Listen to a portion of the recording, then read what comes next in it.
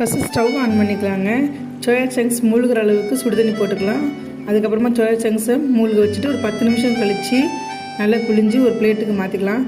மாற்றின soya சங்க்ஸை mixie ஜாரில் மாற்றிட்டு கொஞ்சம் பன்னீர், கொஞ்சம் துருவின கேரட்டு, பச்சை பட்டாணி, கருவேப்பிலை, கொத்தமல்லி தழை, கொஞ்சமாக கஸ்தூரி மேத்தி, பச்சை மிளகாய், ஒரே ஒரு ஆனியன், 1 ஸ்பூன் மிளகாத்தூள், 1 ஸ்பூன் உப்பு, 1 ஸ்பூன் மஞ்சள் பொடி, 1 ஸ்பூன் தனியா பொடி, கொஞ்சம் கரம் மசாலா பொடி, 1/4 ஸ்பூன் மிளகுத்தூள் போட்டு இந்த அளவுக்கு நல்லா ஃபைன் பேஸ்ட்டாக அரைச்சிக்கணும்.